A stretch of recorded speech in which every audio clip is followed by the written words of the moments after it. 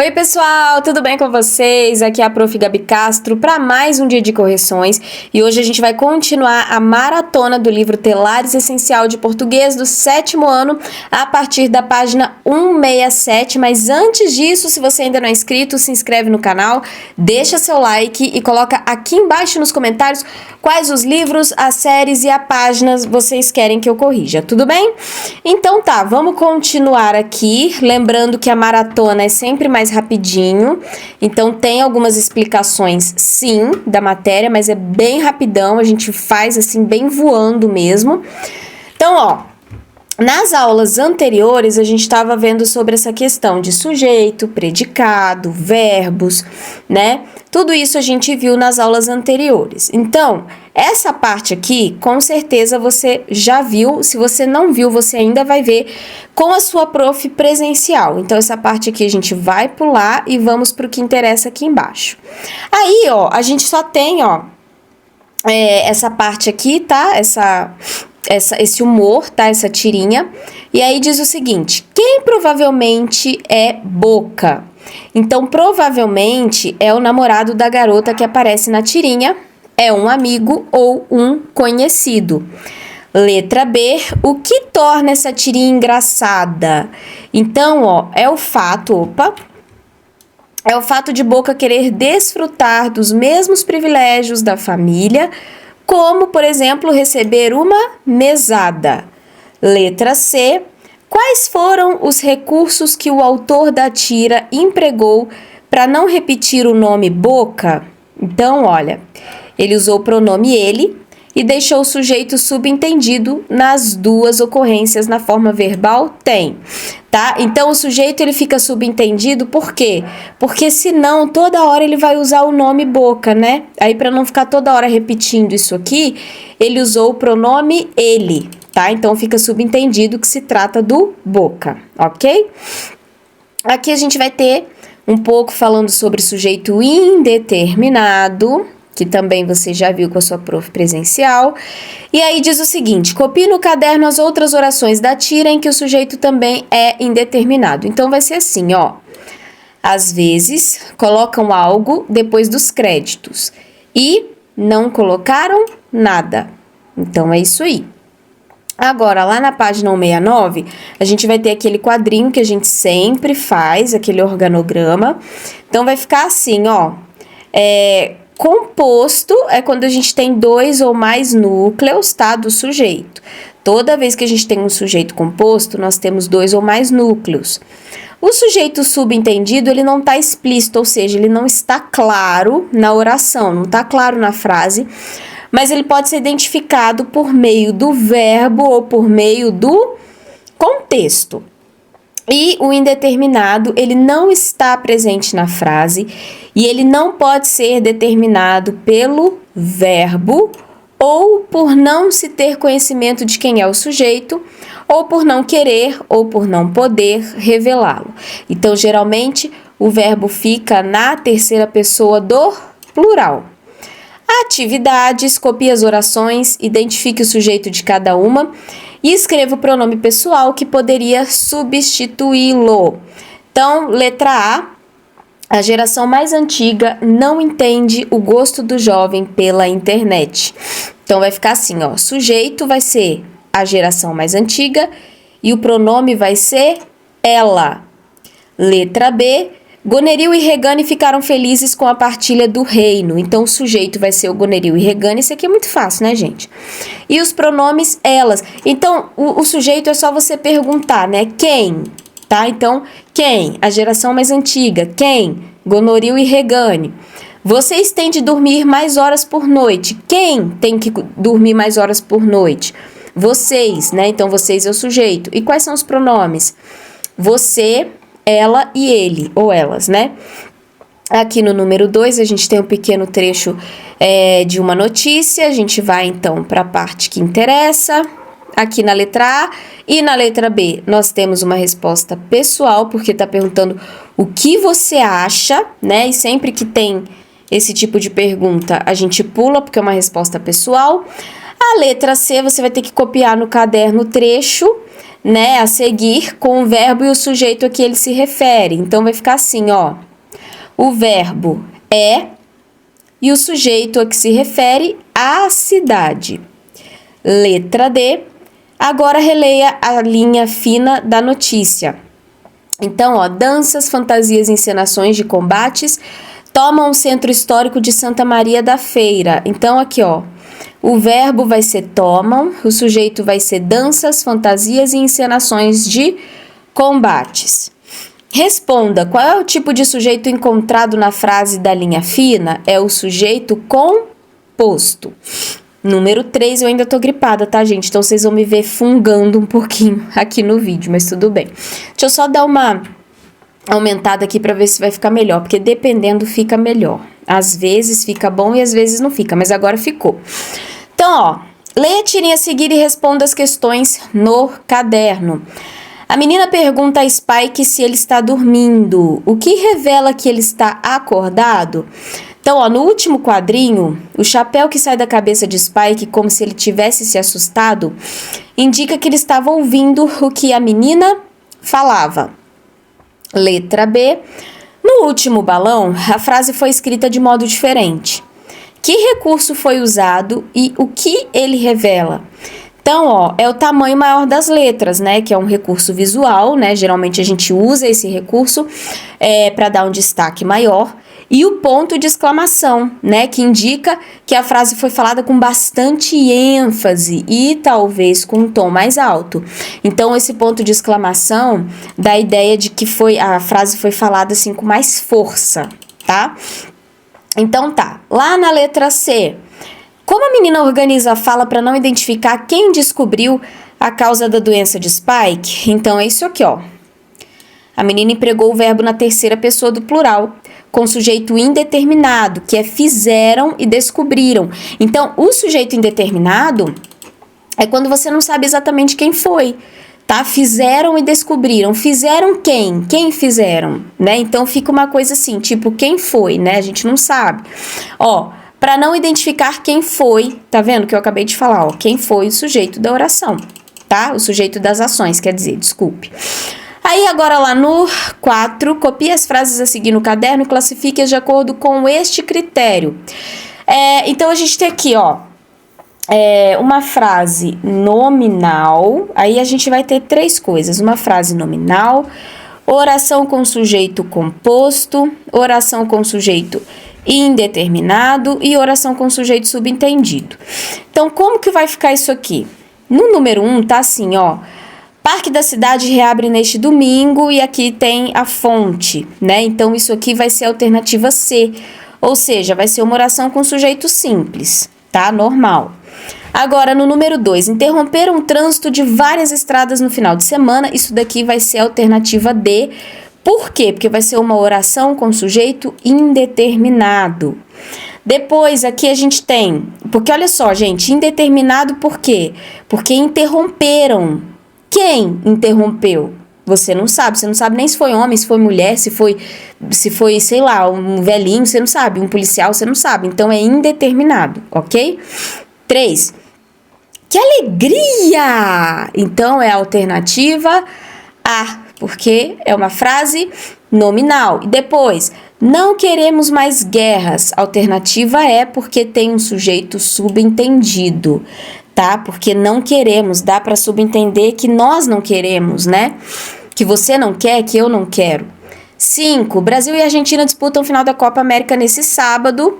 Então, vai ser a alternativa B de bola. Por quê? Porque é uma oração com sujeito composto. Por que é composto, prof? Porque é Brasil e Argentina. Se você perguntar aqui quem disputa o final, quem? Brasil e Argentina. Portanto, são 2, né, sujeitos, portanto, é um sujeito composto. Aqui a gente pula, porque você já viu em sala de aula com a sua prof. Bora, então, para esse aqui. Leia a mensagem prestando atenção na concordância entre o sujeito e o verbo. Para analisar como foi redigida, siga esses passos. Então, letra A, transcreva o verbo empregado. Aqui vai ser o verbo chegou, tá? Nós estamos fazendo com relação a essa aqui, tá? Com essa frase aqui. Beleza, com essa frase aqui não, né? Com isso aqui, tá? Com essa imagem aqui, beleza. Letra B. Qual é o sujeito a que esse verbo se refere? Então, o sujeito é novidades. Letra C, de acordo com a norma padrão, o verbo deve concordar em número e pessoa com o sujeito a que se refere. Para seguir essa regra, como que deve ficar a frase? Então, a frase deve ficar: chegaram novidades na loja. Na letra D, em língua portuguesa, é mais comum o sujeito aparecer à esquerda do verbo. Como foi construída a mensagem do exemplo? Então, olha só, nessa mensagem, o sujeito está depois do verbo, à direita dele, tá? Chegaram novidades na loja, então tá à direita, porque chegaram novidades aonde? Na loja, então a loja é o sujeito. Então, na ordem verbo-sujeito, pode ocorrer de o sujeito não ser percebido como sujeito do verbo.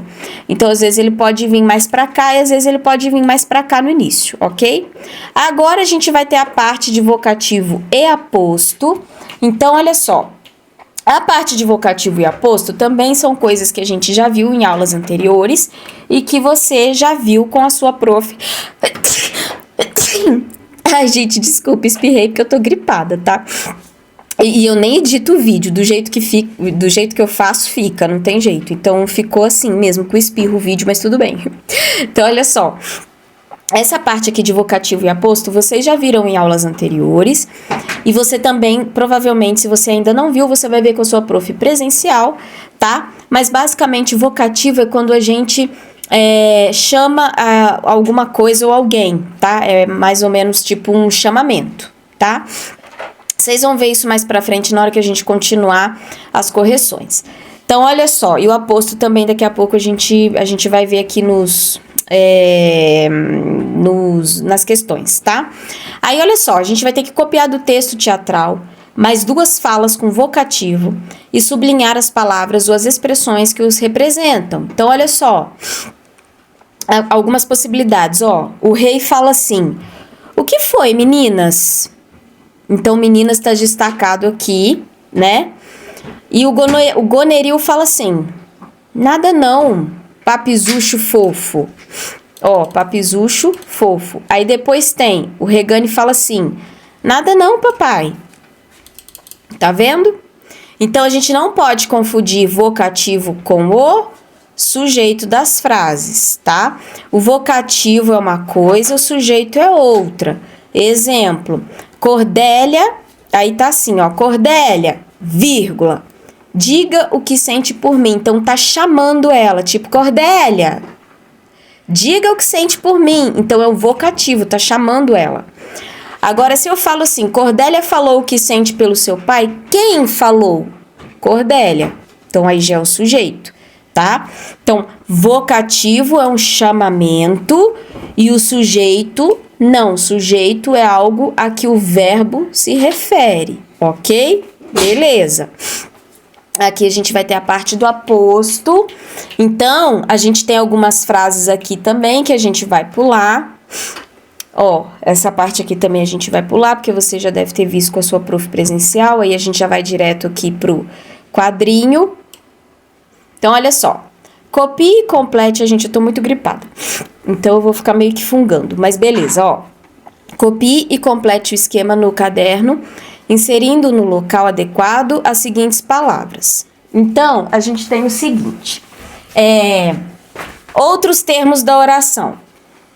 Vocativo, que é uma palavra ou expressão utilizada como chamamento e invocação, e deve ser isolado de outros termos da frase por sinal de pontuação, ok? Aposto, o que é o aposto? É uma palavra ou uma expressão que se associa a um termo para explicar, explicitar ou especificar o seu sentido. Geralmente vem separado do nome por uma vírgula, ok? E aí, agora a gente tem aqui as atividades. Então, observe a fonte da tirinha, a data em que ela foi publicada. E agora responda: como pode ser explicada a fala de 2002 é para quem pode? Então, ó, uma possibilidade de resposta é o seguinte. Peraí, deixa eu arrumar aqui. Ó, passar de um ano para o outro só tem sentido para quem tem o que comemorar ou pode comemorar. Lembra que início de frase aqui, letra maiúscula, você vai começar a partir daqui. Letra B, qual é a razão de o personagem dizer que ainda está esperando a passagem para 2001? Então, provavelmente, para a família retratada na charge, não houve transformação de sua realidade que justificasse comemorações. Letra D, que tipo de sentimento do personagem esse vocativo revela? Então, revela carinho, afeto e atenção. Letra E, no fundo da imagem, vê-se os fogos de artifício. Que elementos pode explicar a presença desses fogos? Então, é a data de publicação da charge, que foi 1º de janeiro de 2002. Letra F. Pegar o bonde da história é uma expressão utilizada para indicar a necessidade de ter conhecimento sobre a realidade que nos cerca, sobre o que acontece ao nosso redor, para que não fiquemos alienados dos fatos que transformam as nossas vidas e mudam as nossas histórias. Na sua opinião, aí já começa aqui uma resposta pessoal, mas a gente tem uma sugestão aqui, ó. Por que foi dado o título à charge? Então, o título ele pode significar que os personagens ficam alheios, de fora, de fatos e eventos que outras pessoas com mais condições que eles podem vivenciar. Então, próximo aqui, ó. Leia o texto a seguir. A gente tem aqui um pequeno textinho falando sobre Foz do Iguaçu. E na letra A diz o seguinte: a que termos das frases se referem os trechos destacados? Então, se refere aos termos Cataratas do Iguaçu e Usina de Itaipu, que são esses termos aqui. Letra B, qual é a função que os trechos destacados exercem em relação aos termos a que se referem? Então, gente, aqui eles têm a função de aposto, tá? Aí você já sabe que se você tiver alguma dúvida, você pode consultar no seu próprio livro, que lá tá explicando direitinho o aposto, o vocativo, a gente já viu em aulas anteriores, mas você também pode tirar a dúvida com a sua prof presencial ou colocar aqui embaixo nos comentários, tá? Mas é muito importante que na hora que vocês forem estudar para a prova, vocês lerem bastante esses textos aqui, assim, que tem no livro, porque ajuda bastante a entender. Leia a seguir o título, a linha fina e o primeiro parágrafo de uma reportagem.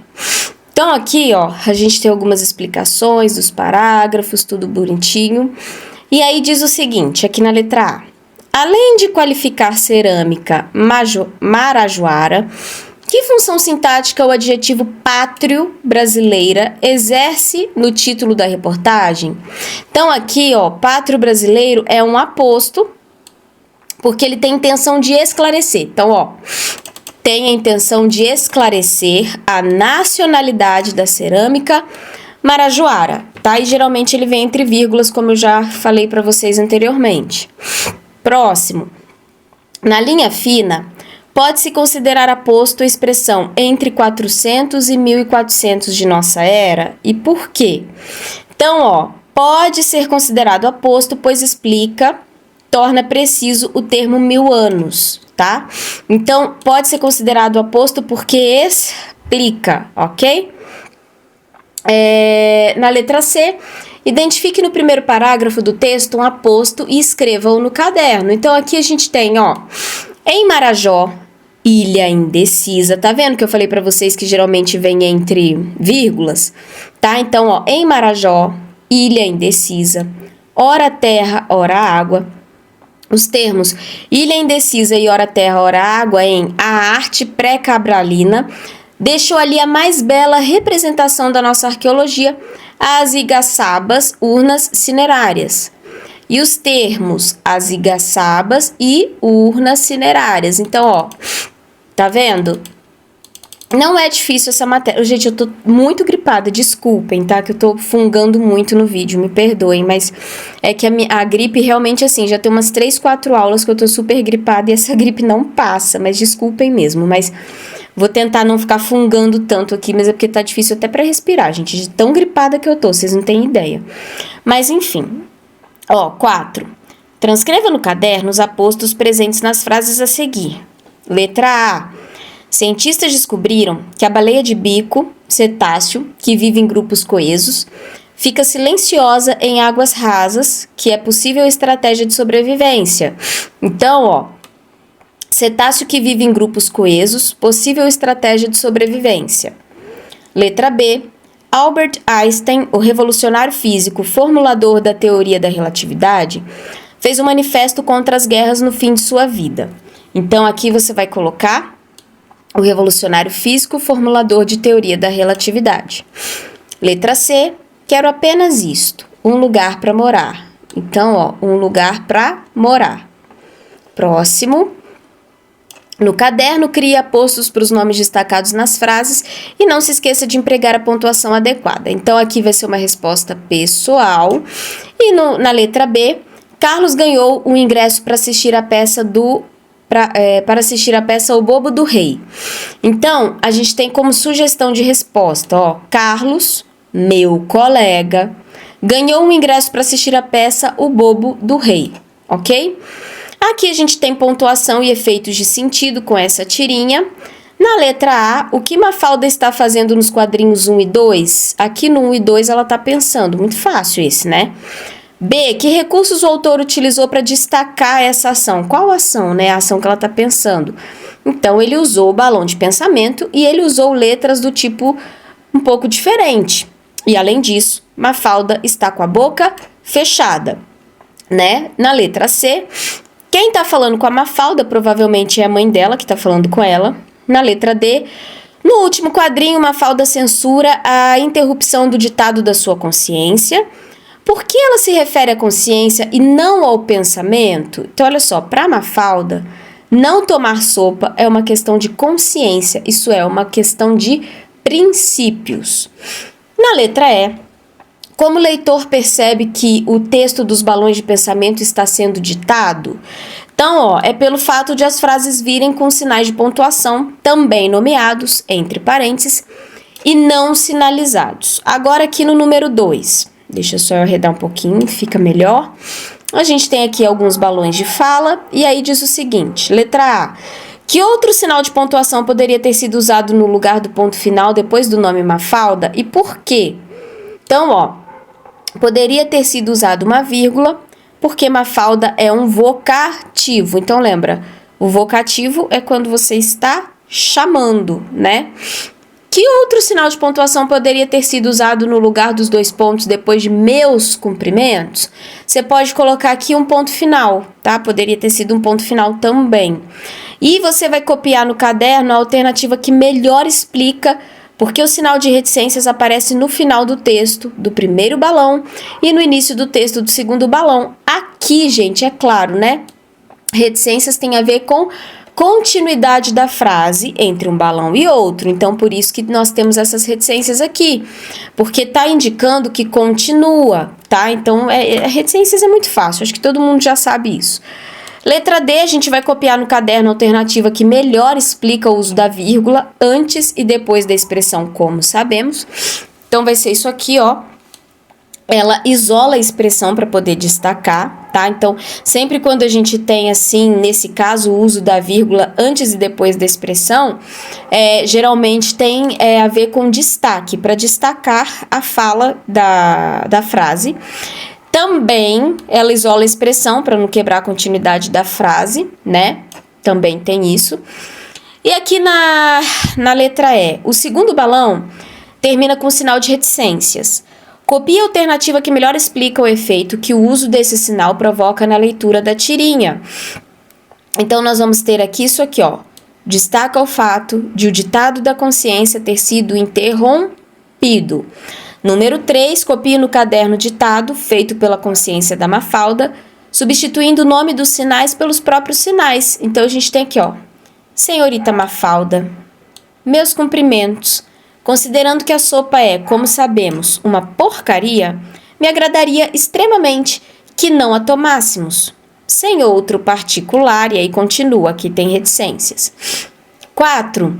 Releia a fala da outra personagem e responda no caderno. Que sinal a gente poderia usar para substituir o ponto de exclamação depois da palavra Mafalda? Então, qual sinal eu posso colocar aqui? Ali, gente, a gente pode colocar uma vírgula, né? Por quê? Porque Mafalda é um vocativo, né? Então, tá falando assim, Mafalda, Não tá chamando ela? Mafalda? Então, quando tá chamando, é um vocativo. E se é um vocativo, a gente pode usar o uso de vírgula, beleza? Isso daí também a gente já explicou bastante. Letra B. E no fim dessa fala? Que sinal que a gente pode usar para substituir o ponto? Então, olha só. Toma essa sopa de uma vez, né? A gente pode colocar o ponto final ou... Opa, a gente pode colocar aqui o ponto final, ou a gente pode... Eita! Ou a gente pode colocar reticências, se a minha canetinha permitir. Isso aí. Aqui no 5, a gente vai pensar, né, que outra pontuação poderia substituir o ponto de interrogação no fim da fala da Mafalda, né, que seria esse ponto aqui. Então, a gente pode colocar um ponto de exclamação, né? A gente pode colocar reticências, ou a gente pode colocar até mesmo ponto final. E aí, gente, isso vai depender do quê? Da entonação a ser atribuída pela fala, né? O que é entonação? É o tom de voz que a gente vai usar nessa fala aí, né? Aqui na letra B, que efeito de sentido o uso de ponto de interrogação pode provocar na fala de Mafalda? Então, a gente tem assim, ó, o uso do ponto de interrogação, nesse contexto, tem mais o efeito de enfatizar o protesto da personagem e não o de perguntar ou de pedir uma resposta, ok? Aqui a gente tem também... eu esqueci da letra C, né? No 4, desculpa, agora que eu vi ele aqui. Então, ó, que efeito de sentido a substituição do ponto de exclamação por outros sinais provocaria? Ó, se você substitui o ponto de exclamação por outros sinais, o que acontece? O uso do ponto final, por exemplo, né? No lugar do ponto de exclamação, vai reduzir a ênfase na ordem dada. Então, vai deixar a ordem dada menos imperativa. Ou seja, é como se você estivesse mandando menos, tá? Se houvesse reticências, a frase ganharia um sentido mais pedido do que uma ordem, podendo inclusive revelar desânimo ou impaciência por parte de quem fala. Prof, não entendi. Aqui tá dizendo o seguinte. Vamos colocar... Eita, não é aqui não. É aqui, ó. Ó. Vamos pensar o seguinte, se você coloca o uso de um ponto final no lugar do ponto de exclamação, é como se você estivesse mandando menos, entendeu? É como se você estivesse mandando, mas mandando meio frouxo, vamos dizer assim, tá? Então, a ordem dada, né, a ordem que você vai dar fica menos imperativa, ou seja, é como se você estivesse mandando menos. Se você coloca reticências no final da frase, vai ganhar um sentido mais assim, tipo assim, você tá pedindo, vai ser uma coisa mais fofa, entendeu? Então, é isso aí. Bom, a gente tem aqui sinais de pontuação, que a gente não vai precisar ver. E aí, a gente tem aqui um desafio, que você vai ter que contar piadas, né? E vai exigir do contador muita expressividade, ou seja, você vai ter que fazer caras e bocas e usar um tom de voz ali para deixar bem expressivo. Então, você vai ler em voz alta e com a entonação adequada aos quadrinhos, eu vou te ajudar, tá? Observando a pontuação que marca a expressividade das falas quando se conta uma piada. Então, olha só. Eu vou ler aqui para vocês, mas eu não vou ler tudo, só para vocês entenderem. Aqui, por exemplo, a gente tem alguns pontos de exclamação. Então, olha só. Dessa eu não gostei, Duque. Olha só a entonação que ele tá usando. Melhor contar outra. Olha só. Aqui a gente tem outro ponto. Sabe o que o tijolo disse pra tijola? Aí ele fala, não. O que foi? Tem um ciumento no meio. E aqui a gente tem reticências, quer dizer, continua. Então, isso é entonação. Quando o desafio diz para você ler em voz alta e com entonação, é você ler como se realmente você estivesse falando ali com o personagem, tá? Então, como se você estivesse encenando, por exemplo, uma peça teatral. Você não pode ler robotizado, você tem que ler mesmo fazendo as expressões que eles fariam aqui nos quadrinhos. Aí, é claro que eu não vou ler tudo, né? Aí na letra A, assim, ó, diz assim... Por que o Bidu não gostou das piadas contadas pelo amigo? Então, olha só, talvez Duque não saiba contar piadas, ou então Bidu não entendeu os jogos de palavras que faziam humor nas piadas.